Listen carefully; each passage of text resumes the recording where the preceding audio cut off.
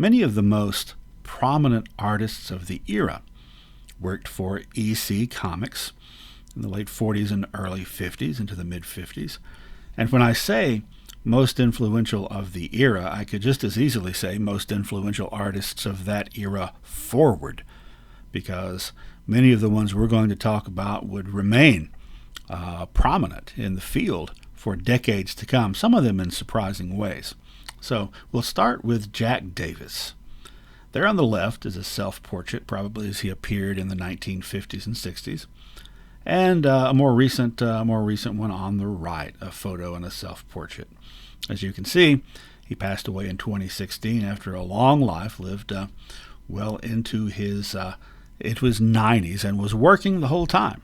Now, his style, as you can see in his own self-portrait, is kind of a almost cartoonish, sort of angular and rough and exaggerated in some ways style, not photorealistic.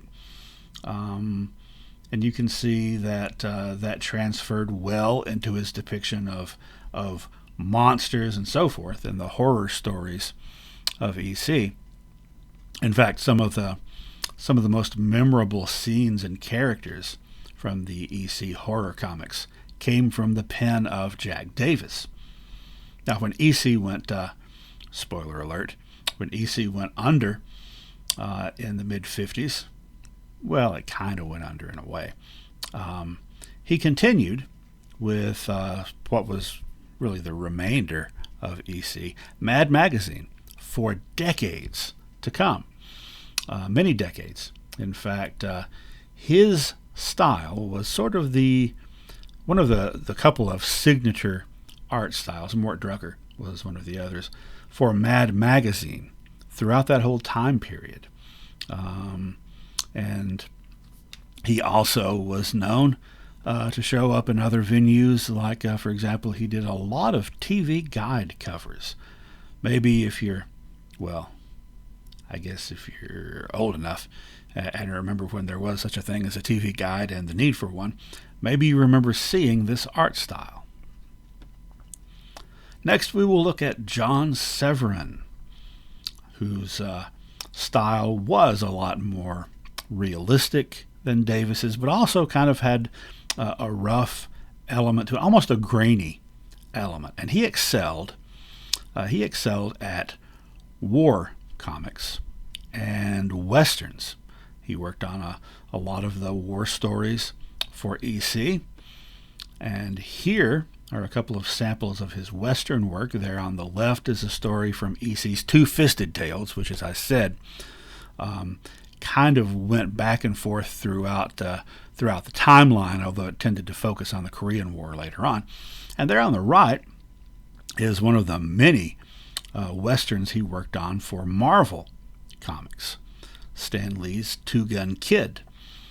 Also at Marvel, Severin had the opportunity to continue his military artwork with Sergeant Fury and his Howling Commandos. And yes, if you didn't know, that is Nick Fury before he lost his eye.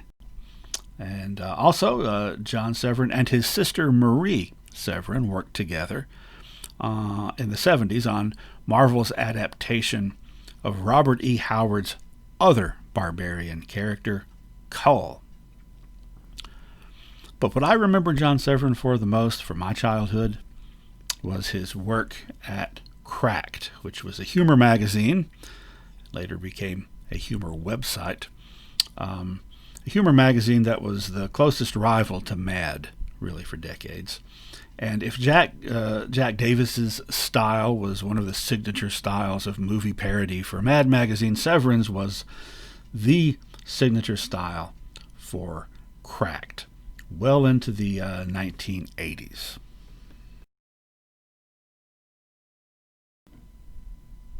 By the way, Jack Davis was from Atlanta. Originally was known for his southern accent. John Severin was from Brooklyn, and he went to high school with Al Feldstein, Harvey Kurtzburg, longtime Mad artist Al Jaffe, and this guy, Will Elder, who was known before he took that professional name by his birth name of Wolf Eisenberg. So out of that whole high school group there, Severin, Kurtzburg, Feldstein, Jaffe, and Elder/Eisenberg. Severin's the only one that was not from a Jewish immigrant family.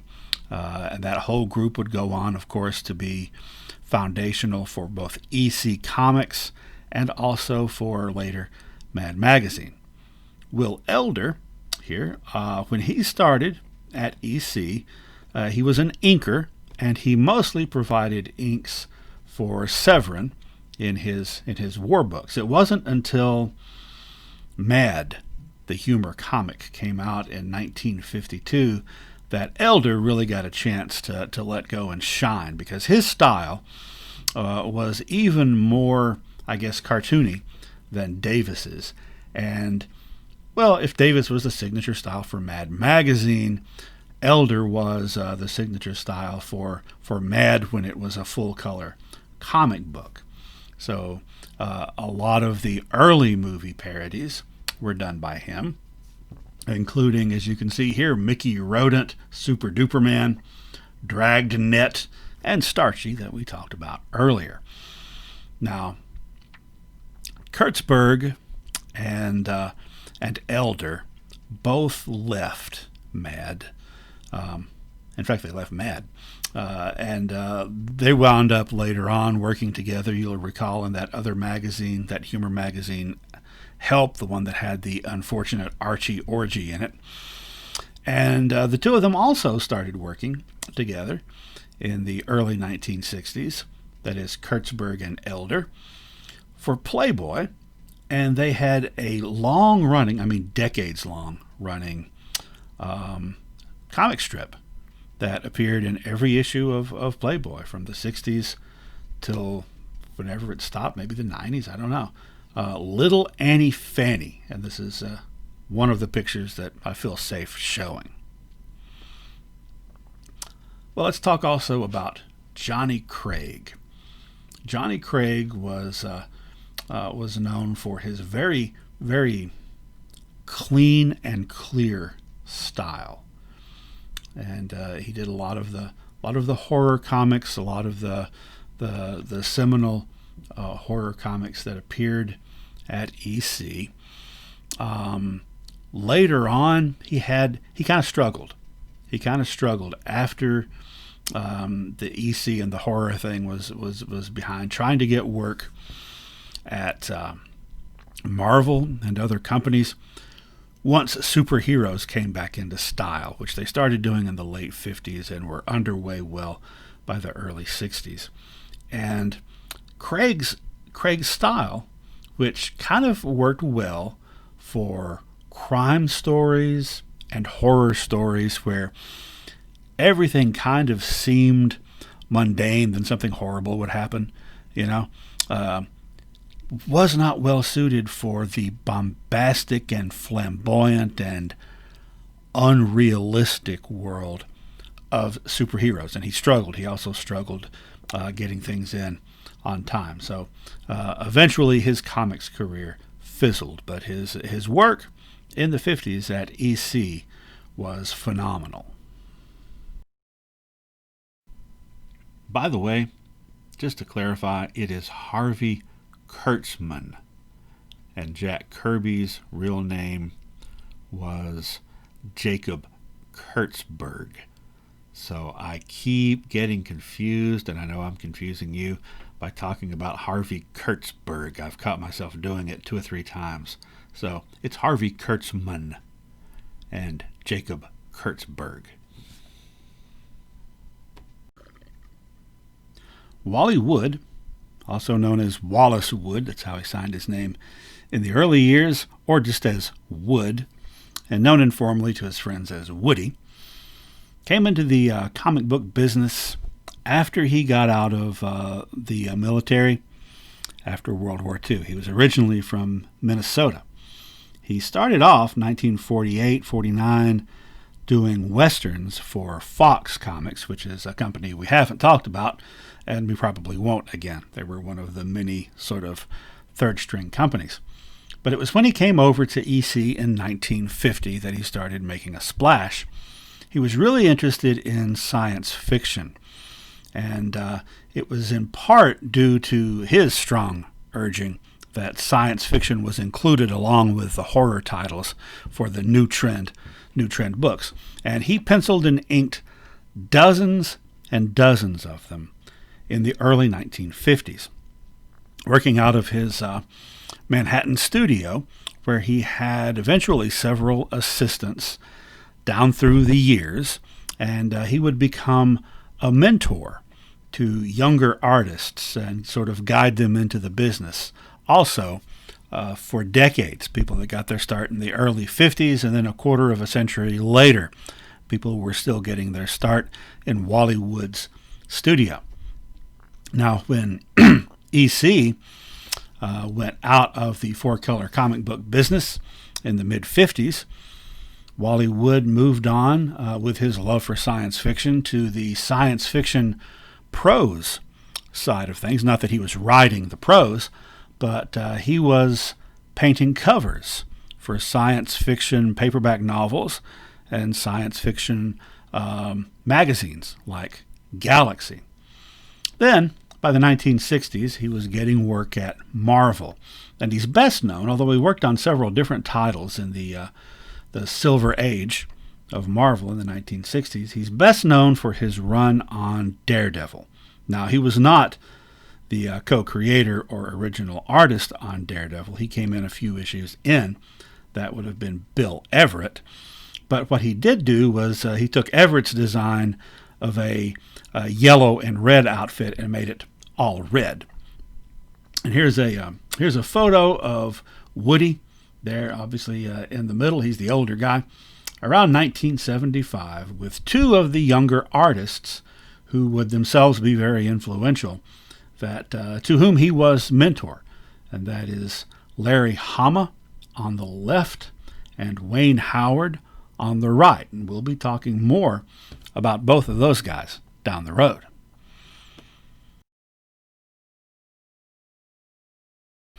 In the late 1970s, Wood regularly contributed some hardcore erotica that appeared in several of the hardcore porn magazines of the time. And those have been collected in a volume that they have on Amazon, but I don't feel comfortable showing you the entire cover, even as it appears on Amazon. So anyway, Wally Wood. Joe Orlando was one of the first artists to have Wally Wood as a mentor and to work at Wood Studios. Joe Orlando was born in Italy, and his family immigrated to New York City in 1929. He served in World War II, enlisting quite young, and when he got out, he too was able to make his way into the EC studios, like I said, initially working with Wally Wood, sometimes inking Wood's pencils. And he also, although he did several of the horror stories, and you can see an example there on the left, he also focused on science fiction mostly during those years. Now, his life after post-EC would take some interesting turns. The late 50s, he was one of the principal artists for a comic book called Classics Illustrated that was around for years, that took famous novels and made them into comic books. So he was doing that. All through the 1960s, he was contributing artwork to Mad Magazine. And for a while, starting in 1964, he was doing the scripts for the Little Orphan Annie comic strip. He wasn't doing the art. The creator of Little Orphan Annie was still doing the art at that time in 64. He died in 68. But Orlando was doing the writing. So, he was a double threat, writing and doing artwork. Also in the mid-60s, he started working for Warren Publications, Warren, owned by Jack Warren, was a company that didn't do four-color comics on the comic book racks. They did magazines that were actually black and white comic books. And, they did Help, the humor magazine we talked about earlier that had that unfortunate Archie orgy in it. They started doing a lot of horror in the mid-1960s when comics were no longer allowed to do that. And Creepy was one of their titles. Creepy and Eerie were their two big ones. And Joe Orlando came over and was not only doing artwork for Creepy and Eerie, but also was credited as story editor. He was coming up with plots for the horror comics that appeared in these magazines, getting some editorial experience. Then in 1968, he was hired by DC Comics as, he'd been doing freelance work for DC, but he was brought on as an editor by the guy in charge of DC at that time, Carmine Infantino, who was one of the artists we've talked about already. So he came over and he edited several books for DC over the next few years.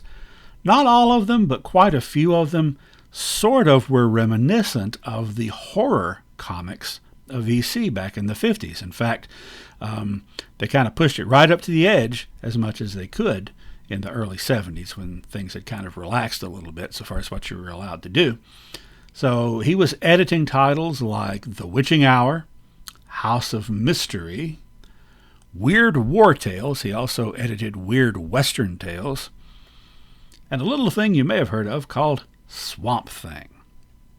Now, he continued as editor throughout the 1970s and eventually became a vice president of DC. He was the vice president in charge of special projects. You know, one of those special projects was The Watchmen in 1987.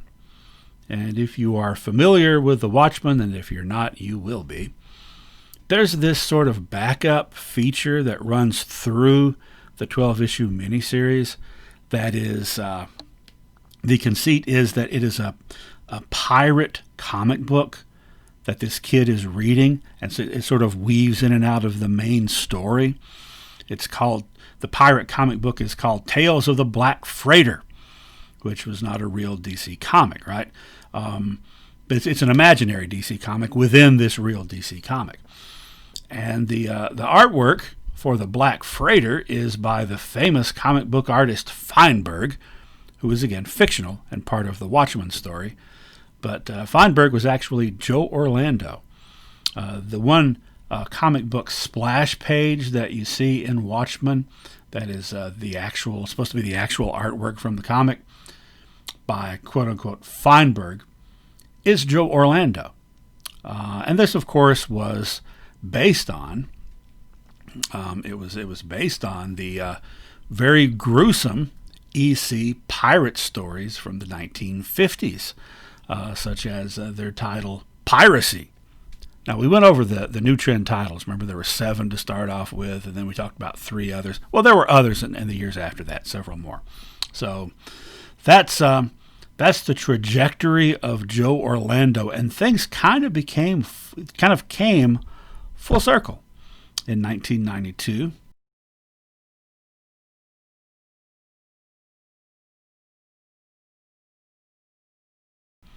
When Bill Gaines, the son of Max Gaines and the guy who turned EC from educational comics to entertaining comics, passed away. And by that time, Mad Magazine had been acquired by Warner Brothers, who had also acquired DC. So when Bill Gaines, publisher of Mad Magazine since its creation, finally passed away 40 years after it was created, why, DC sent Joe Orlando to be his replacement and to be the associate publisher of Mad Magazine, where he had, contributed stories, artwork back in the 60s. So he resumed contributing artwork in addition to having the title of publisher and kind of running the whole thing throughout the 90s, and he was still drawing things in Mad right up until the time that he died in 1998. However, possibly the most famous single piece of art produced by Joe Orlando was related to comic books, but it wasn't related to any particular publisher. And if you ever picked up a comic book in the 1970s and early 80s, or if you ever have the opportunity to now, after having listened to these lectures, you will be familiar with this picture. Yes, the ad for Sea Monkeys that was all over the place, that showed up in every comic book in the 1970s. That's a Joe Orlando original.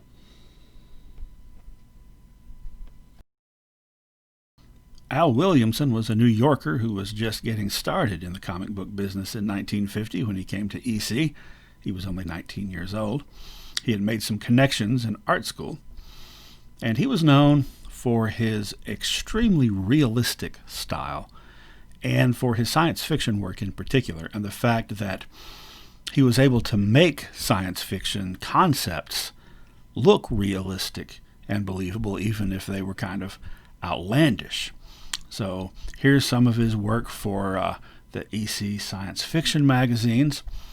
After EC, he was in the comic strip business for a while, taking over two strips actually that had been originally invented by Alex Raymond. Flash Gordon, which had been his own favorite comic strip as a kid, and along with the writer Archie Goodwin, the strip Corrigan Secret Agent X9, which ran for years.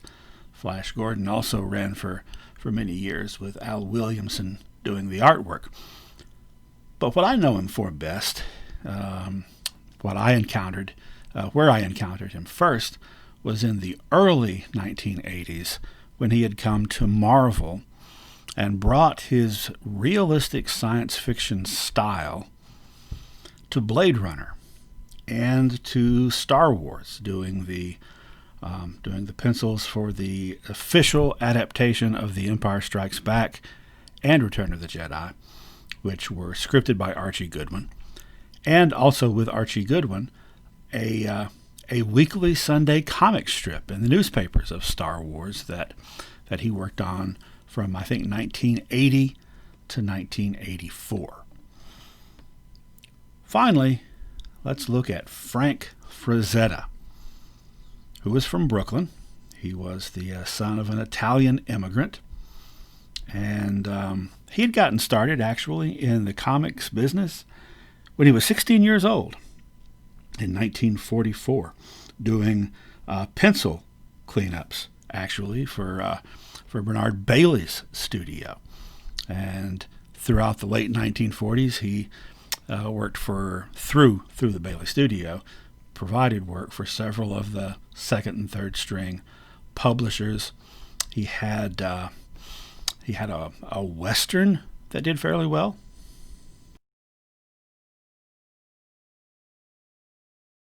It was called White Indian. It was sort of a Dances with Wolves kind of thing, a very common trope among Westerns, whether in comics or other media, wherein a white guy gets adopted by Indians and does a better job than they do, kind of a white savior thing.